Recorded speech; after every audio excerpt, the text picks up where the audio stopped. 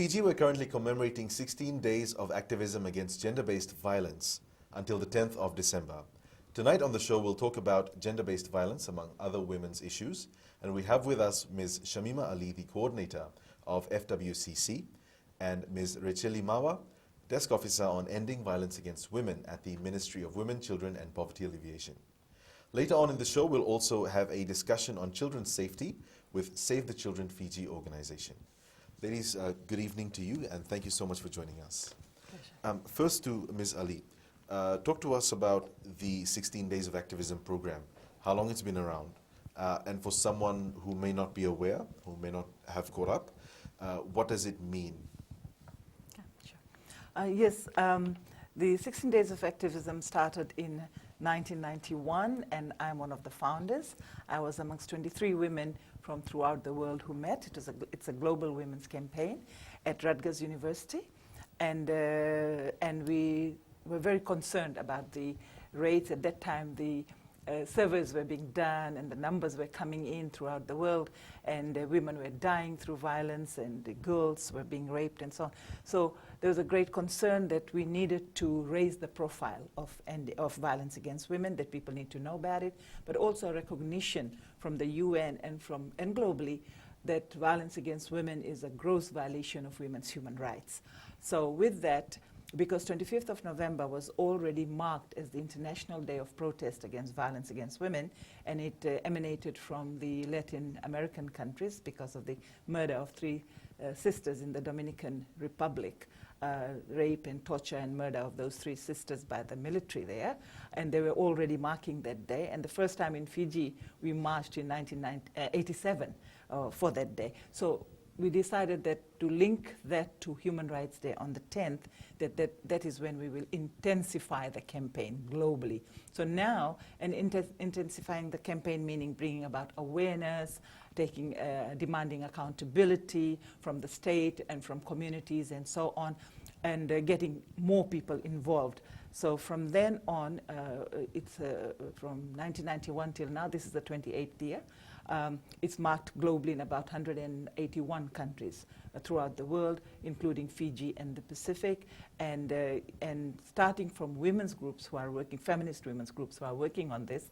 Now it's become everybody's business almost. We've got governments participating, UN agencies, and definitely it's not a UN campaign. It's a campaign that came out of the global feminist women's movement. And so everyone else is coming on board, which is good to see, but still a lot of work to be done. I mean, it's interesting. You've been in a position to watch progress over those 28 years. Of course, we've achieved great things since then for women's rights, but challenges are always evolving. And how would you say, 28 years later, what are some of the key challenges that women face? Well, still, we still look. The main driver of this is patriarchy.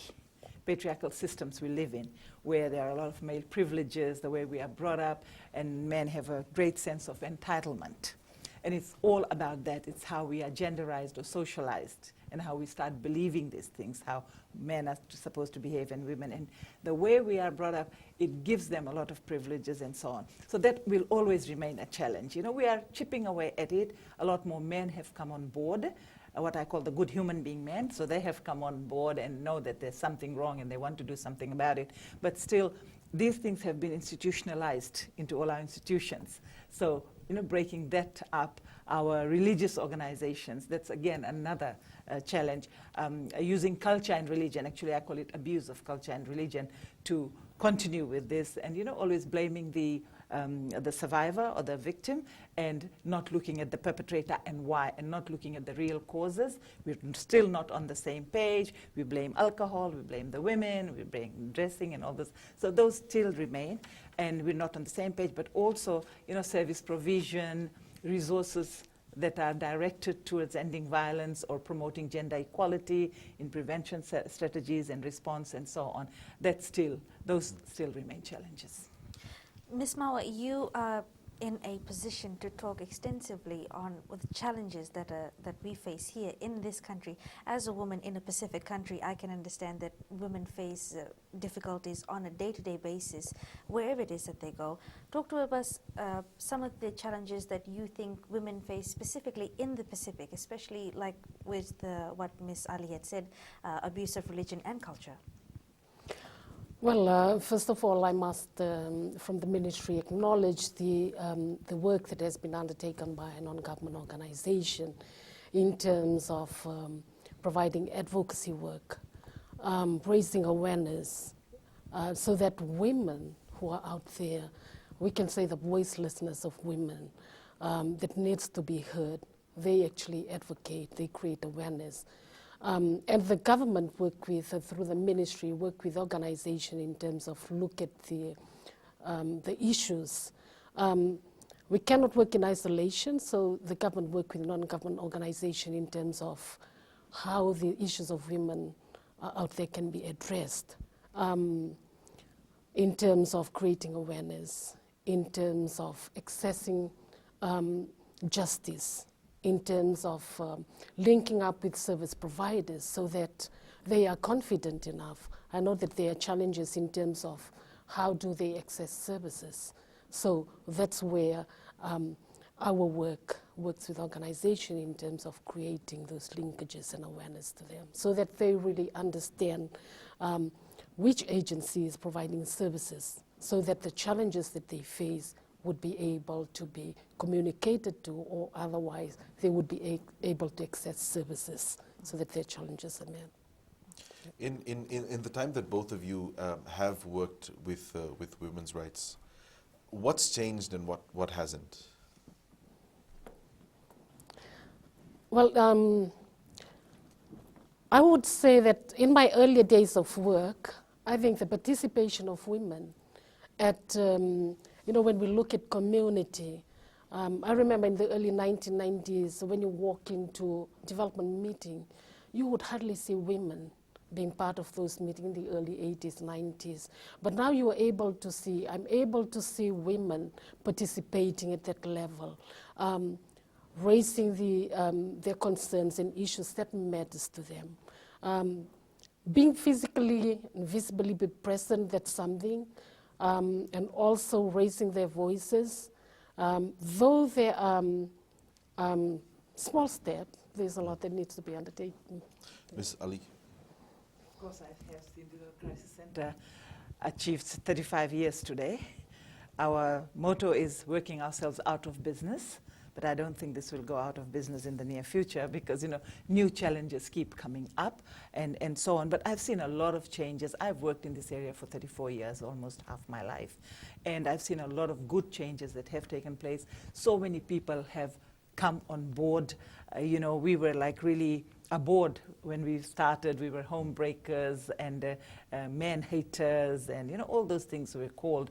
But now seeing that people are coming on board, particularly the faith-based organizations that have come on board, and traditional communities, the Trani Koros, the provincial offices, and and if we're able to go in here and work with them. So men are coming on board. These are all the changes. Then we look at all the changes that have come about in terms of legislation, policies, and things like that. So we've got good legislation around domestic violence. We've got legislation around rape. We have gotten rid of old-fashioned legislation which blamed women for all these things. So those things are the changes that I have seen. And younger people, if you look at the march that we held on 25th of November, there were a whole lot of young people, both men and women, participating, and that is really a delight to see.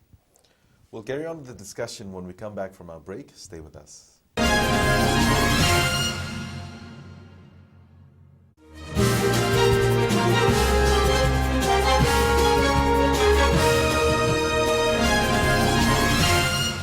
So as we speak, there's an ongoing case before the court where we're hearing allegations and testimony given about vulnerable young women and girls being trafficked and exploited. Because that case is before a court, we won't ask you to comment on that. And this question is to both of you. Do you think enough is being done in Fiji to protect young children and women and girls from sex trafficking and sexual abuse? Firstly, to Ms. Mawa. In terms of the work around, trafficking of girls and women, I think there is, awareness has been undertaken, training, but I think there is still a lot that needs to be done. Working with, and this is where we need to collaborate, working with organization, agency that specifically work around these areas in relation to issues of that. Also in regards to bring in, the male counterpart in terms of this, we need to also reach out to the unreached so that they are aware of the issues in particular. Ms. Ali, your thoughts on that? Yeah, I think there's a lot of it going on. It's very, very hidden. And I also find in our line of work there's a reluctance to talk about it. We know, trafficking is just not some stranger getting children into this, underage girls and boys into this, because this is basically child rape, and things like that. But it's also those children who are being trafficked out of their own homes. We also have cases of that. There's very little research done. It's quite scanty, the research. It's mostly anecdotal rather than that, and we really need to look into that. And we also have the experience that there are cases that are being reported, that we are reporting, that parents have come to us, and I can say quite clearly that nothing is being done about it. From our various police stations and so on, very little is being done about it. And sometimes the people who are actually doing this are quite influential people.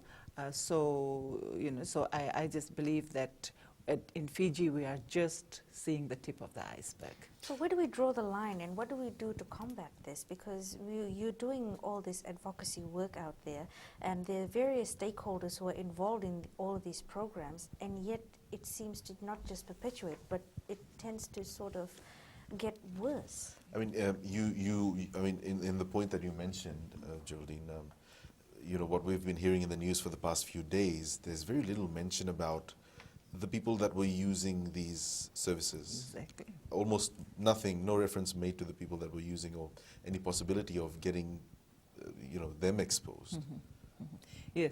Yes, definitely. And that is the problem. That is the problem, who these people are and so on. But you know what? Well, one of the things that we are finding is that people are reporting it. So really the advocacy, the awareness hasn't gone to waste. And that is how we get to know about it, people are. But once we get to know about it, people like us and other organizations, I'm sure, then when you follow the proper channels, you have to wait weeks and months. We're waiting for years on one particular case in this country, and no one seems to be giving us a straight answer. And there's a lot of passing of buck. So that's where we are. Where we fall down at implementation stage. You can have the best laws, you can have procedures and processes in place with service providers, but if it's not implemented and the people on the other side are not sensitized or really don't care. I also find this thing about, we talk a lot about child protection and so on, but generally speaking, we really don't care about what happens to them. We know that because when we report things, it takes such a long time for actually some access to justice for these kids, for their families and so on.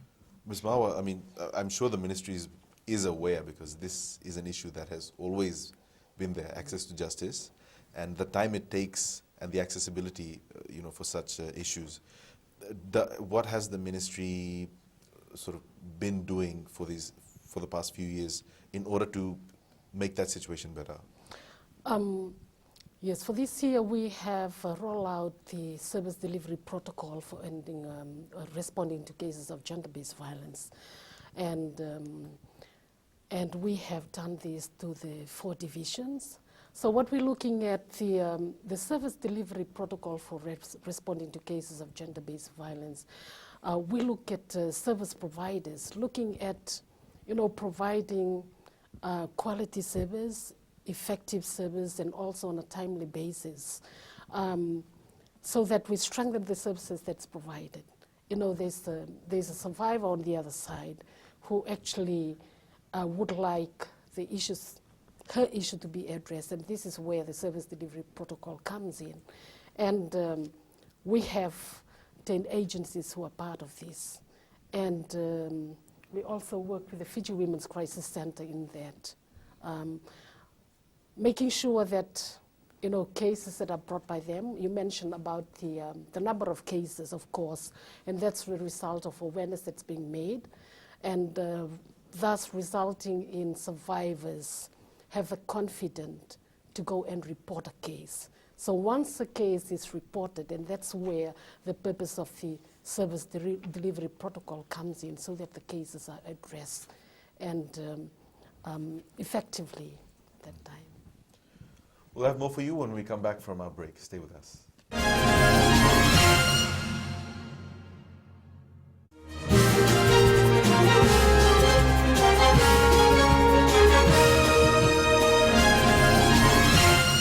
So this year, Ms. Ali, many women have died as a result of domestic violence.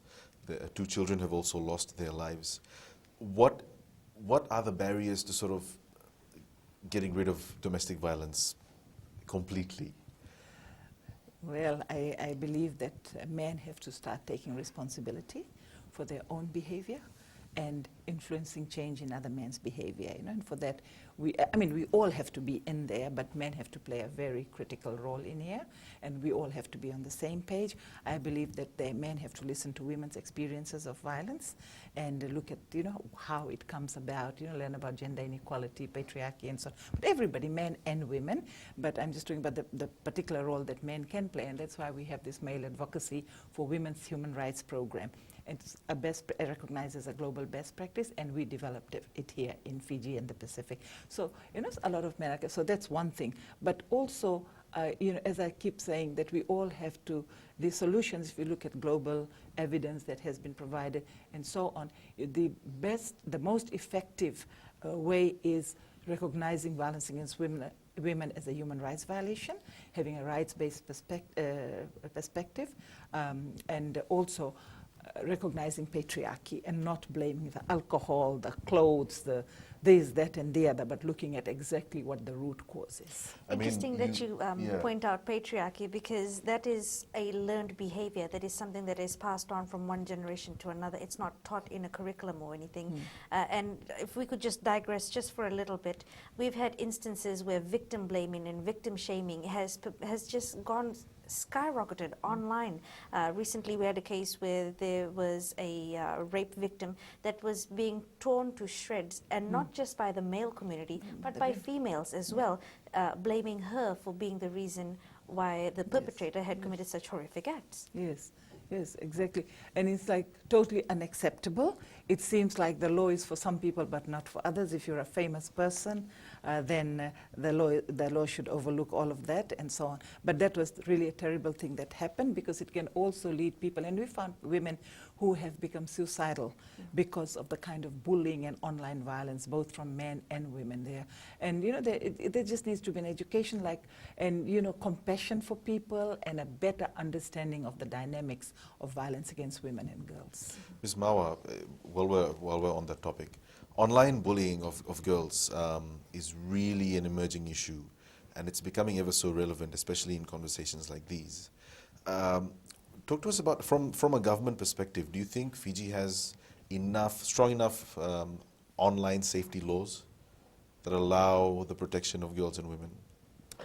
Well, I wouldn't comment directly on the law, but I would look at the prevention side of it in terms of how can we prevent this from happening.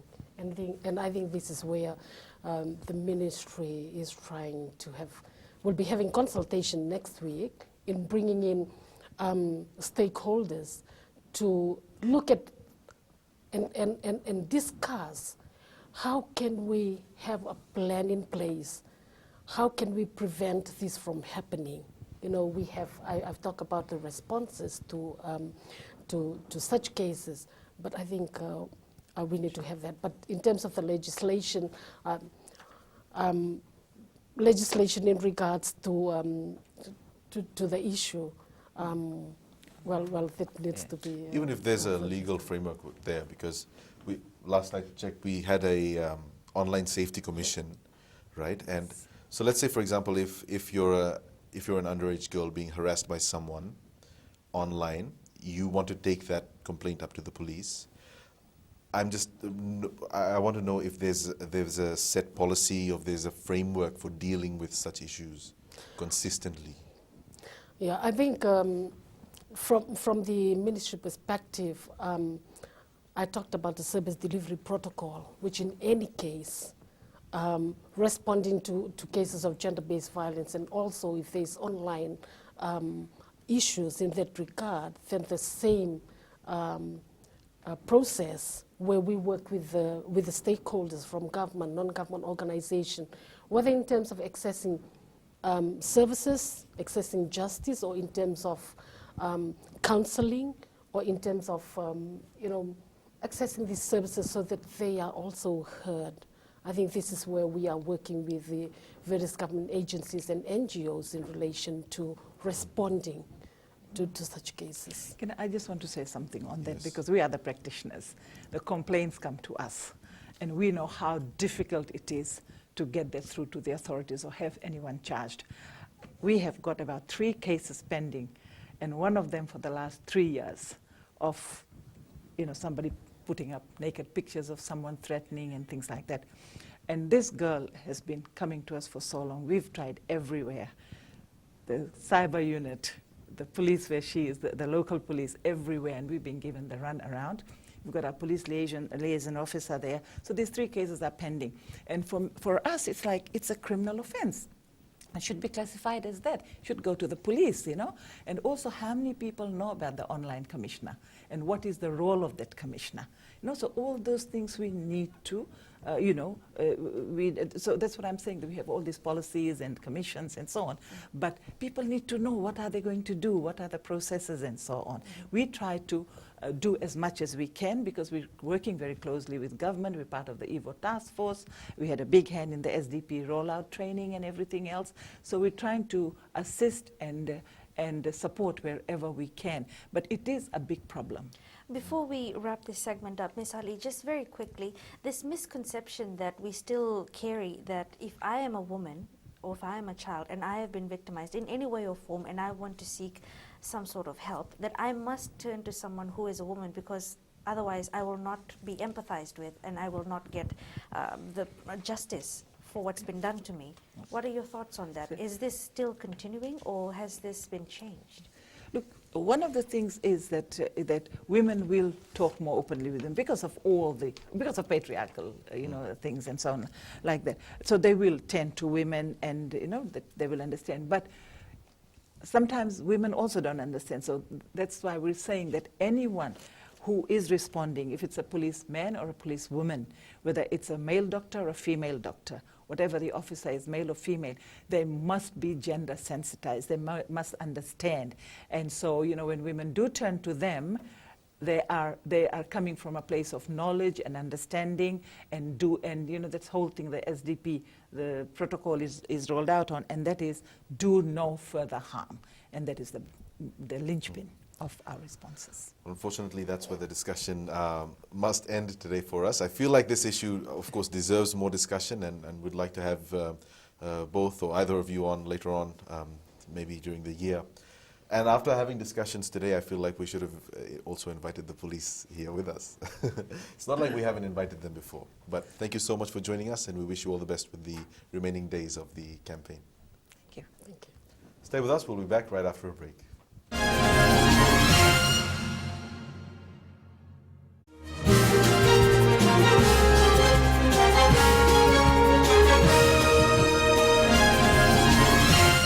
This year marks 30 years since the UN Convention on the Rights of a Child. Tonight we'll also be discussing children's safety, and to do this we have Ms. Shairana Ali, the CEO of Save the Children Fiji.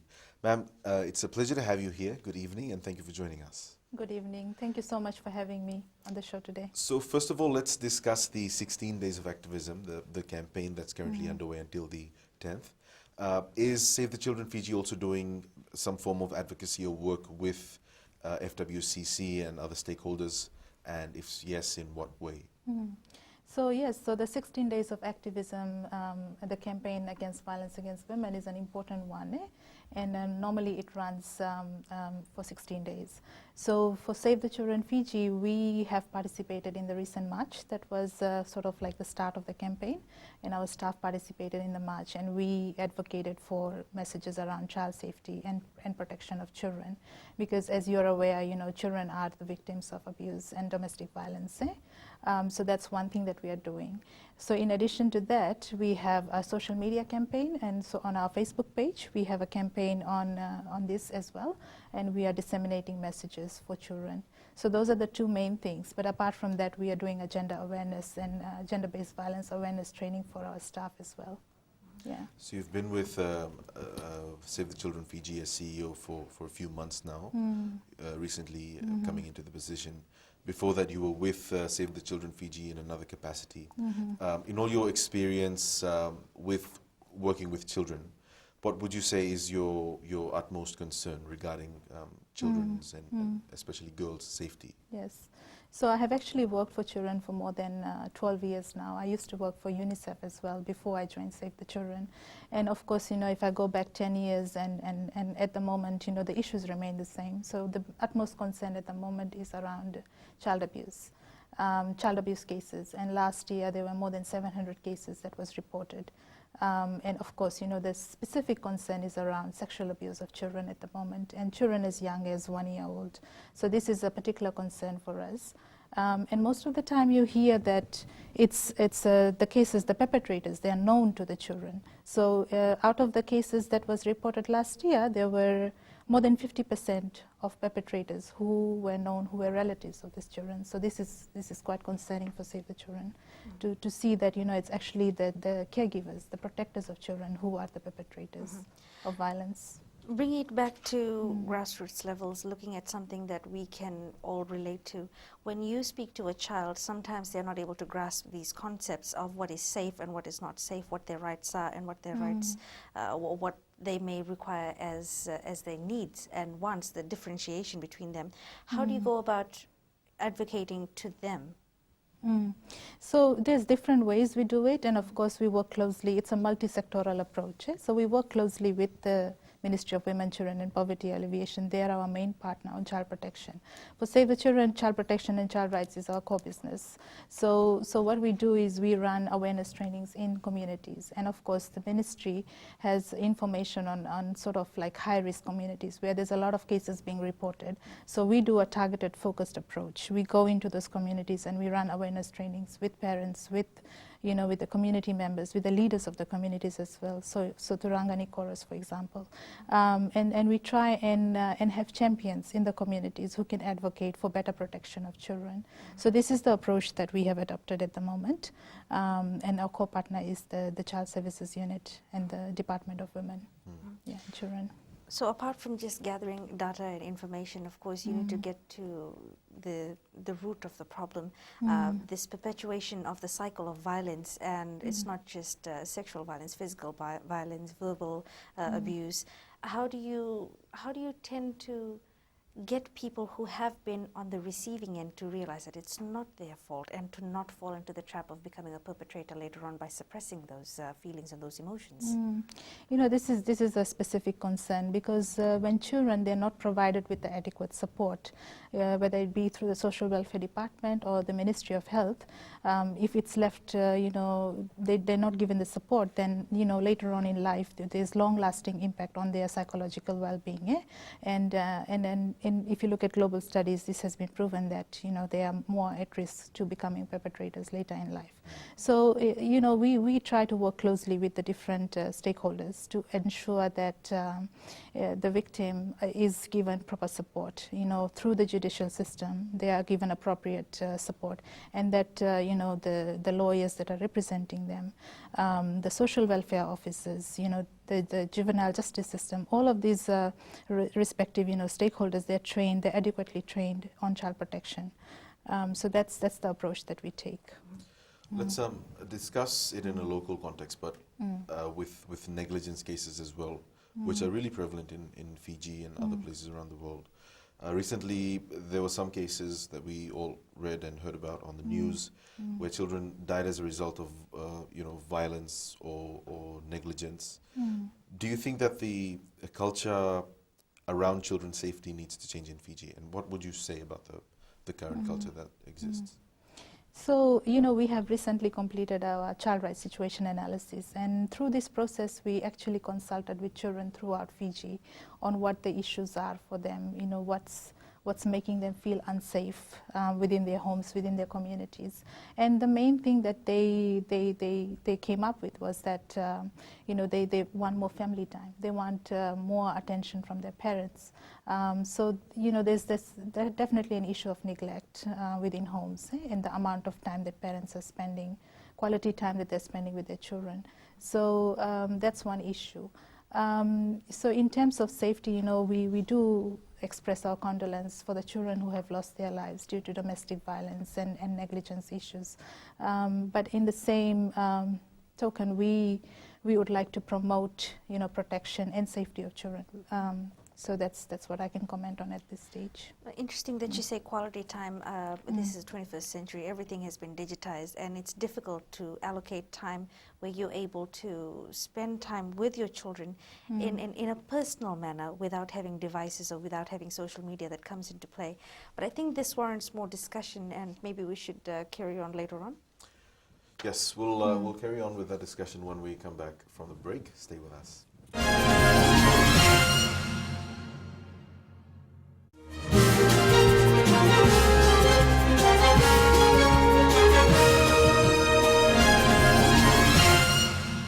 Welcome back. Miss Ali, we were talking about quality time, and in this day and age, let's just digress for a little bit. Parenting styles have changed, parenting tools have changed, and nowadays you have not just Facebook and Instagram, you've got e-books that are there, you've got videos that are used as learning tools and teaching tools as well. And because of that, the personal bond that's created between child and parent or ward and guardian is not there anymore. And one may argue, but I do spend time with my child, I give them the device, I'm sitting right next to them and I'm teaching them things. But that's not what you are advocating for, is it? So yes, social media, the internet, these are very much, a part of everyday life in Fijian households at the moment. And if you look at internet coverage, it's more than, I believe, 60 to 70% at the moment.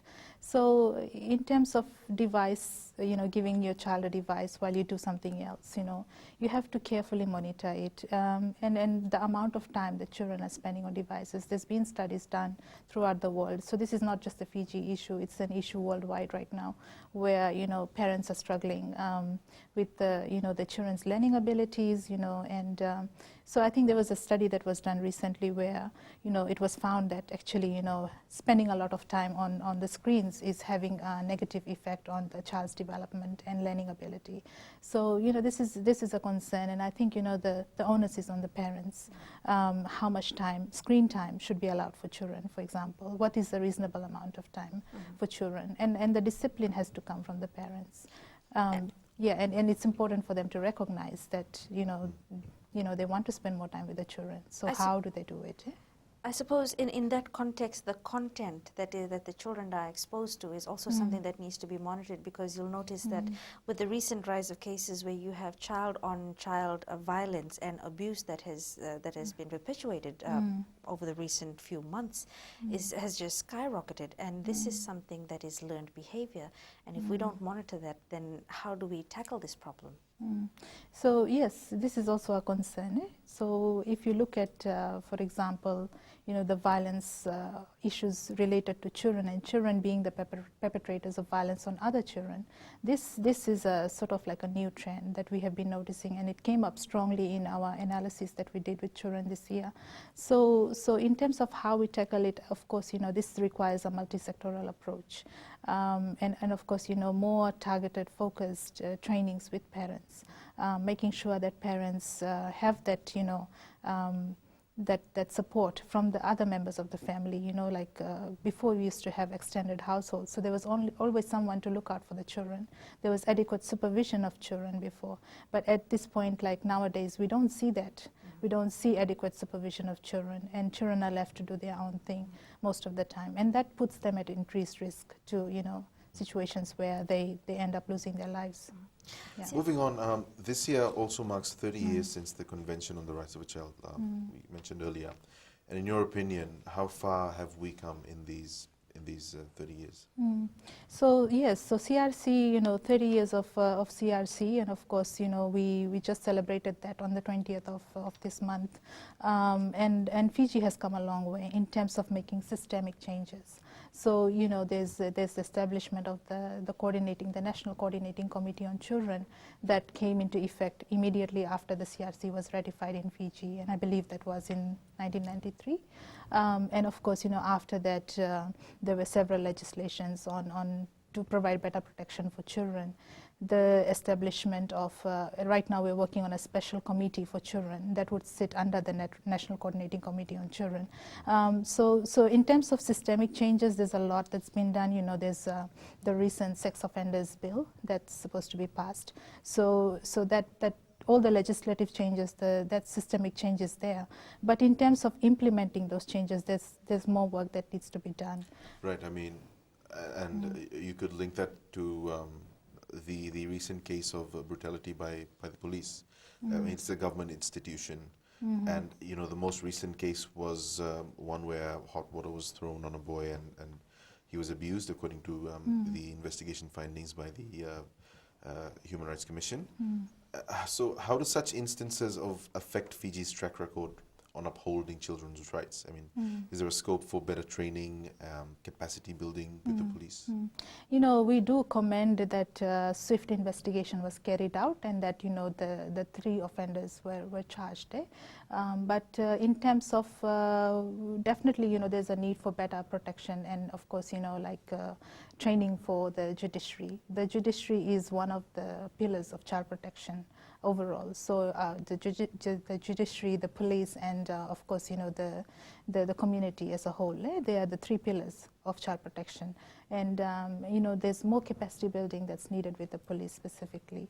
So in terms of how we work on that, we work closely with the Department of Social Welfare to provide that support to the police.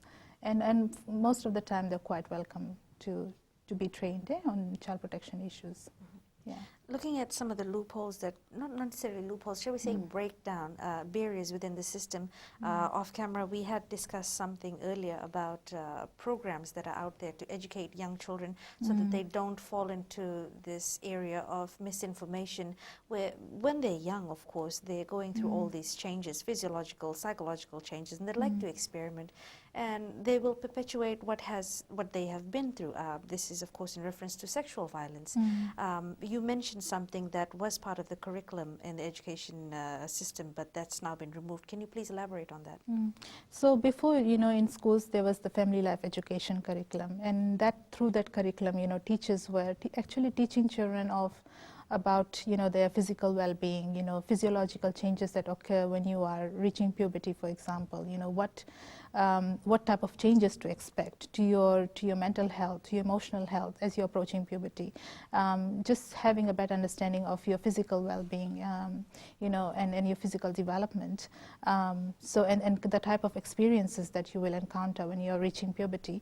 So that was a really important program, and I believe 10 schools were implementing it as a pilot. So I think that needs to be rolled out to the remaining schools, that type of program where we are teaching children and we are actually helping them to better understand their body, their psychological well-being, and that's something that we are urging the Ministry of Education to really fast track and roll out to the remaining schools. As I understand, one of the barriers to that not being implemented and rolled out across the nation was because the teachers were unwilling to take this on board and to talk about it openly with the kids, which is quite unreasonable if you ask me. As an educator, you have a right, you have a civic responsibility to teach your children the right thing, to protect them. Your thoughts on this matter? Yeah, absolutely. You know, for the teachers, of course, you know, you have to also build their capacity, because there are some subjects which are quite sensitive, some topics which are quite sensitive. So, you know, just talking about sexuality, for example, and sexual health, that's quite a sensitive subject. So I think, you know, some teachers would definitely, if they don't have that skills, they would not be comfortable talking about it with the children. But then we have to also understand what's the alternative there.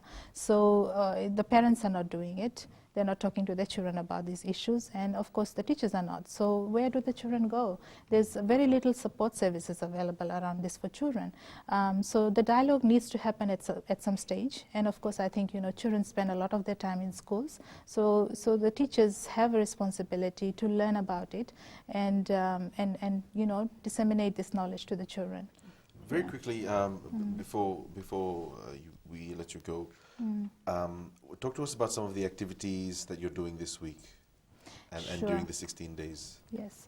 So we have an activity that's happening in Levuka next week, and that's around training the emergency operating centers on better serving you know, children and people living with disability, the LGBTQ community on and you know, just helping them better understand the needs of this particular, you know, diverse groups of people during disasters, for example. You know, when the EOCs go live, how do you collect data on disability, on children's specific needs? So that's an activity that, so we're training the emergency operating centers staff on that. So that's one activity that we'll be doing. Apart from that, we have this social media campaign on child abuse and neglect. So we giving out messages on our Facebook page, on Twitter, and also sharing messages across with our staff and our communities. At the moment, we are working in 60 communities. So we have staff on the ground, and they are disseminating messages, yeah, to the communities. That's all we have for you tonight on the show. Thank you for joining us. Have a good evening.